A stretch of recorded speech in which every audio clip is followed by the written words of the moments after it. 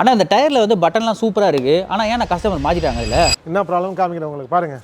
இந்த tyre button first கிளாஸாக இருக்குது. ஆனால் என்ன பண்ணியிருக்காங்க பாருங்கள், ஒரு பஞ்சர் ஆயிருக்கு டயருக்கு. இந்த பஞ்சர் வந்து ஒழுங்காக போடல. இது வந்து நார்மலாக ஒரு டயர் வந்து பஞ்சர் ஆனால் ஷோல்டரில் ஆனால் உங்களுக்கு பஞ்சர் நிற்கிறதுக்கு வாய்ப்பு கம்மி. ஆனால் இந்த பஞ்சர் எங்கே போட்டிருக்காங்க பாருங்கள், இந்த ஷோல்டரில் 2 ஸ்டிக் பஞ்சர் உள்ளே போட்டிருக்காங்க. இந்த 2 ஸ்டிக் பஞ்சர் போட்டதுனால என்ன ஆயிருக்குன்னா, இந்த டயர் வந்து இப்போ மாட்டினா இந்த இடத்துல உப்புது. இது உப்புனா உங்களால் டயர் ஓட்ட முடியாது. இந்த மிஸ்டேக்கு நீங்கள் வந்து ஒரு ஷோல்டரில் பஞ்சர் ஆகிறப்போ எப்போவுமே மஷ்ரூம் பஞ்சர் தான் போடணும். நீங்கள் ஸ்டிக் பஞ்சர் போட்டால் ரொம்ப ரிஸ்க்கு.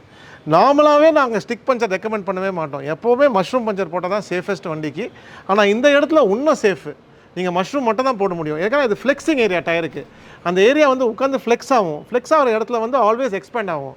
எக்ஸ்பேண்ட் ஆகிறப்போ உங்களுக்கு வந்து கரெக்டான பஞ்சர் போட்டு தான் க்ளீனாக நிற்கும், இல்லை நிற்காது. இது தப்பு. இந்த மஷ்ரூம் பஞ்சர் வந்து ஒரு 500 ரூபா 600 ரூபா ஆகும். இந்த 500-600 ரூபா பார்த்து நீங்கள் 7-8,000 ரூபா டயர் வேஸ்ட்டாக போயிடுவீங்க. இந்த மஷ்ரூம் பஞ்சர் பார்க்காதீங்க. எங்கே மஷ்ரூம் பஞ்சர் போடுறாங்களோ அங்கே மட்டும் போடுங்க. நீங்கள் எங்கன்னா வழியில் மாட்டிட விட ஸ்டெப்னி போட்டு போய் மஷ்ரூம் பஞ்சர் போடுங்க நல்ல இடத்துல.